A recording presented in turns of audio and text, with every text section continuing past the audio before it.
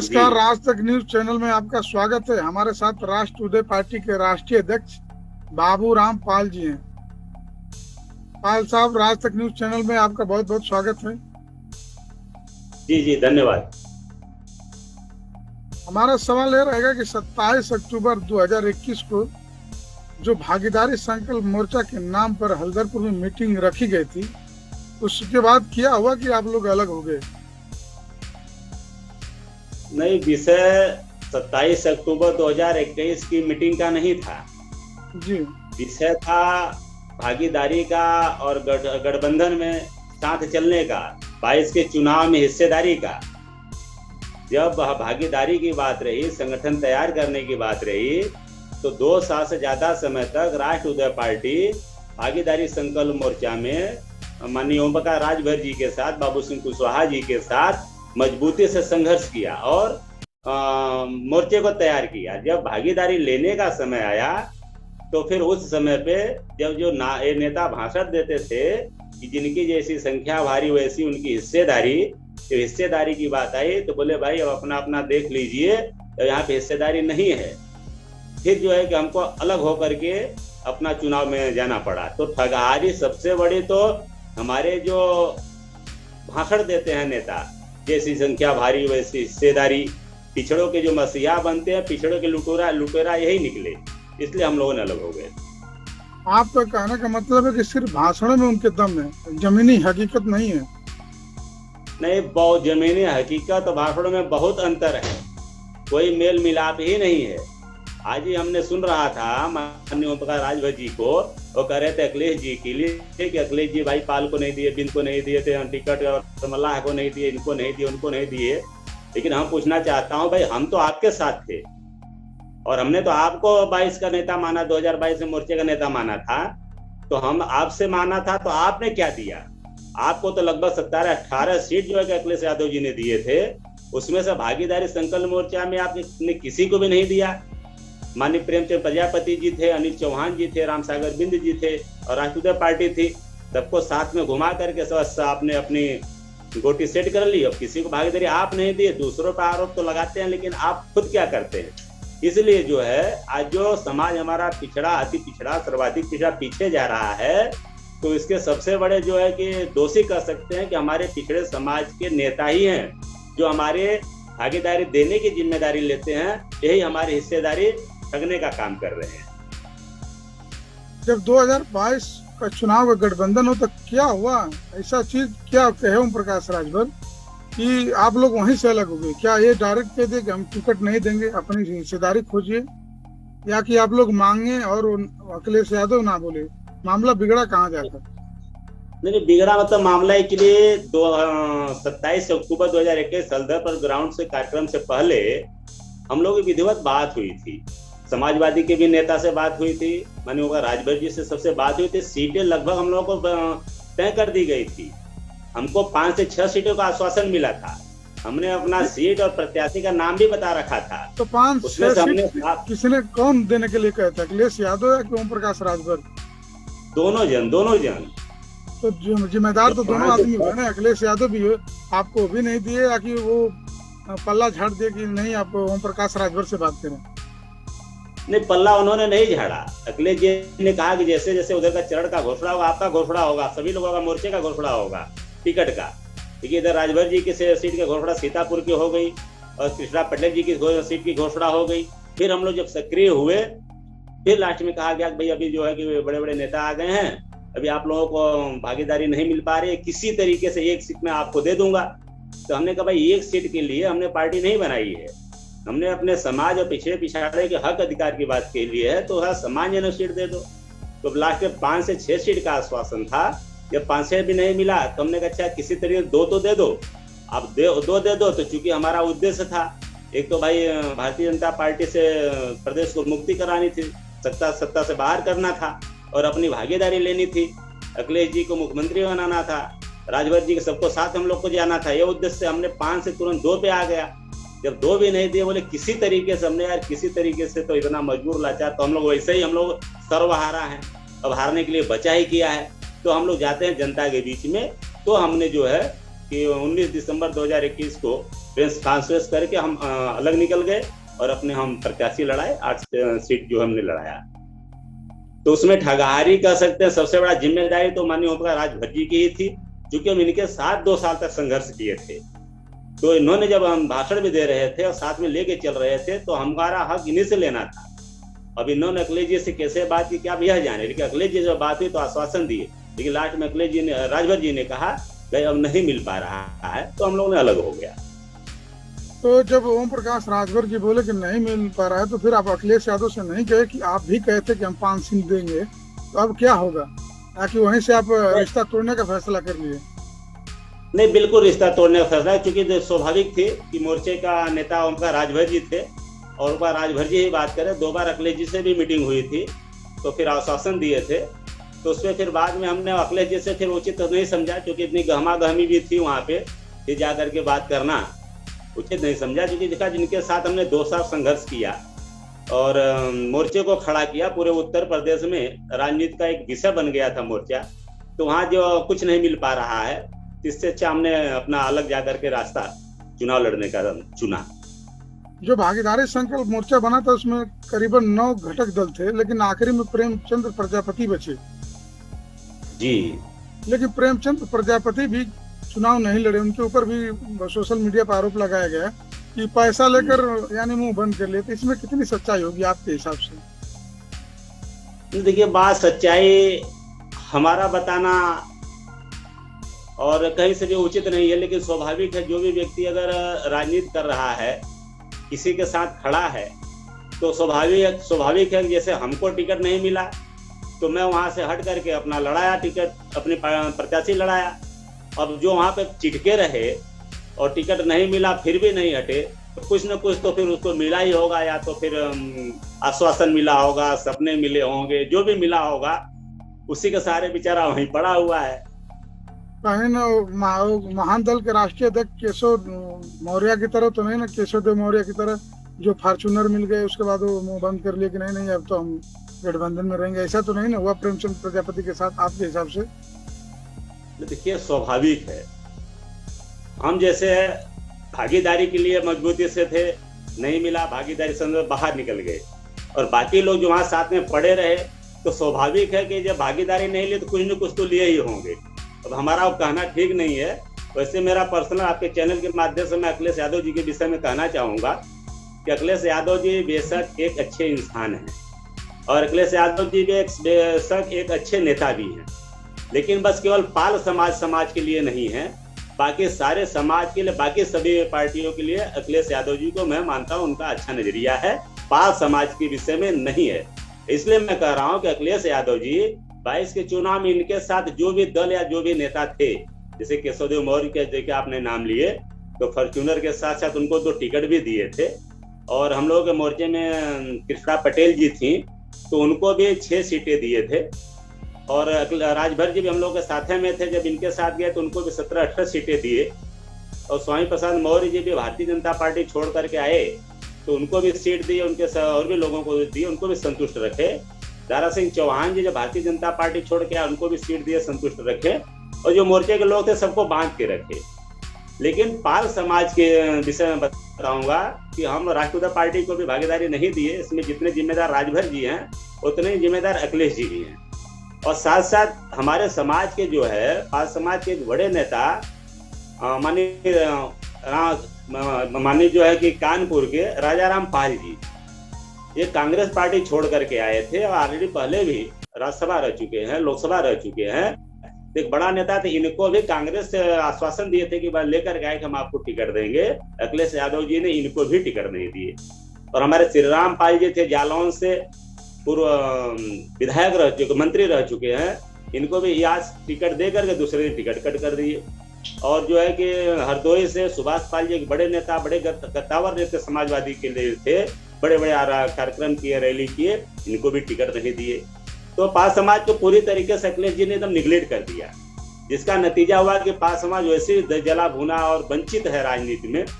सभी पार्टियों ने पाल समाज को वंचित रखा राजनीति की भागीदारी से, तो वैसे भी जला भुना था, तो जाकर के साइड इफेक्ट जम करके भारतीय जनता पार्टी को वोट किया, और भारतीय जनता पार्टी मानने के लिए तैयार नहीं है। कि हमको पाल समाज ने वोट दिया। ये तो ढोलक हो गया है पाल समाज, सब तरफ से बज रहा है। इसलिए हम लोगों ने मजबूती से पार्टी आगे तैयार बढ़ाने के लिए मेहनत कर रहे हैं। सत्ता में हम आज जाए या कल जाए, हमारा सत्ता का भूख नहीं है, लेकिन पार्टी हमको बढ़ाना है और हमारे समाज और दबे पिछले वंचित समाज के हक अधिकार की बात करनी है। और खास करके हम जो कि ओबीसी में जो बंटवारा है, क्योंकि हमारे देश में लगभग 13 राज्यों में जो बंटवारा है ओबीसी आरक्षण में, और उत्तर प्रदेश इतना बड़ा राज्य है, इसमें बंटवारा न होने से कुछ जो अगड़े पिछड़ों समाज में अगड़ा समाज बन चुके हैं, ऐसे लोगों ने ज्यादा भागीदारी ले लिया है। और इसी चीज का भारतीय जनता पार्टी फायदा भी उठाती है। हम लोगों को बताती तो है कि आपका हिस्सा यादव लिया, पटेल खाया, जाट गुजर खाया, लेकिन उस पर बंटवारा भारतीय जनता पार्टी भी नहीं दे रही है। इसलिए हम सब सामाजिक न्याय समिति की रिपोर्ट को लागू कराने के लिए मजबूती से लड़ाई लड़ रहे हैं और केंद्र के लिए जस्टिस रोहिणी आयोग की रिपोर्ट को लागू कराने की हम लड़ाई लड़ रहे हैं, क्योंकि अति पिछड़ा सर्वाधिक पिछड़ा समाज को भी थोड़ी भागीदारी मिल सके। अगर जो 2024 में अखिलेश यादव बुलाते हैं तो वापस जाएंगे? नहीं, अखिलेश यादव जी की मानसिकता हम लोग प्रति सही है ये नहीं है। हम लोग झूठा अपना खा पी करके पाल गोपाल ये करते रहते हैं, हेरगेड़िया भाई भाई करते रहते हैं गांव से लेकर शहर तक। और हम इनको 2022 में मुख्यमंत्री बनाने के लिए भी मंच से हमने कहा था, भाई हम अपने भागीदारी के सिद्धांत में हम आपको मुख्यमंत्री बनाना चाहते हैं, तो वही हमको अपना भाई नहीं मान रहे, जो वही अपना हिस्सेदारी नहीं दे रहे हैं, तो हम जबरदस्ती उनके गले पड़े तो अभी बेईमानी होगा। और ये टिकट तो छोड़िए, संगठन में भी स्थान नहीं देते हैं। ये आपके चैनल के माध्यम से मैं पूछना चाहूंगा, और माननीय अखिलेश यादव से भी और समाजवादी पार्टी के बड़े नेताओं से, भाई अहिर गडरिया जब भाई भाई हैं, आपकी पार्टी बन के 30 साल हो गई, 30 साल में चलिए पार्टी आपकी है, राष्ट्रीय अध्यक्ष आप हैं, हमारी शुभकामनाएं हैं, लेकिन एक बार पाल बघेल धनगर समाज को आप 30 साल में कम से कम प्रदेश अध्यक्ष तो बना दिए होते। 30 साल के इतिहास में एक भी पाल बघेल को प्रदेश अध्यक्ष भी नहीं बनाए। पूर्वांचल की बात करें तो कुछ समय जौनपुर में छोड़ करके अब 30 साल के कार्यकाल में पूरे पूर्वांचल में एक भी पाल समाज के लोगों को जिला अध्यक्ष नहीं बनाए। जब अखिलेश जी अपने संगठन में पाल समाज को स्थान नहीं दे रहे हैं और टिकट में भागीदारी नहीं दे रहे हैं, तो ऐसे हालात में हमारा वहां जाना कोई औचित्य बनता नहीं। आप भीम आर्मी चीफ के साथ चुनाव लड़े थे 2022 में जी, तो फिर क्या 2024 में साथ रहेंगे कि नए गठबंधन बनाएंगे आप?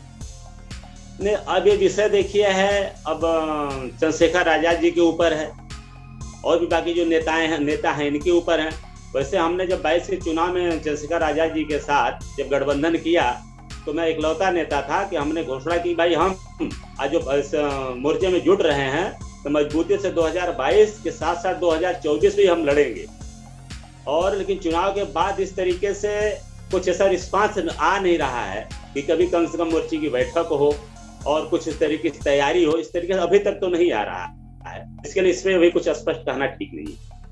यानी गठबंधन अभी भी खतरे में भविष्य देखा जाए तो 2024 के लिए फिलहाल अब तक यही स्थिति है।